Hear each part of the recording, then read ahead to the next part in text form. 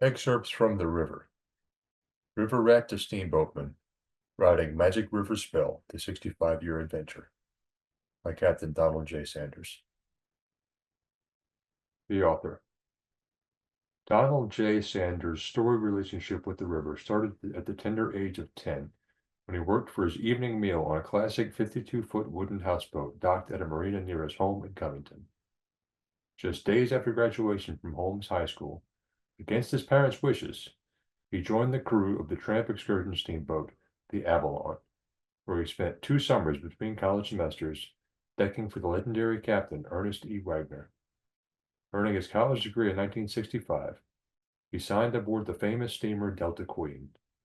His first position was as a night watchman before transferring to the classic steam engine room.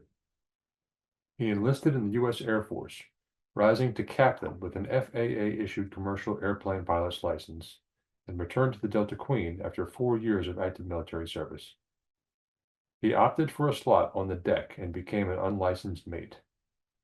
Within 6 months, he earned his first U.S. Coast Guard license, becoming first mate, and within another year and a half, he tested for an unlimited master's license and assumed the role of alternate master of the Delta Queen. After purchasing a historical house in Covington, he left the Delta Queen to found the city's first recycling business. But after a couple of years, a phone call lured him back to the river, where he accepted command of the P.A. Denny, based in Charleston, West Virginia, a new stern-wheel excursion boat operating on the Great Kanawha and Ohio rivers. He returned to Covington, married Peggy Sayula in 1980, and they founded a scrap recycling business that remains a viable enterprise still today with new ownership. The couple moved with their 2 young sons, Jesse and Jonathan, to Natchez, Mississippi.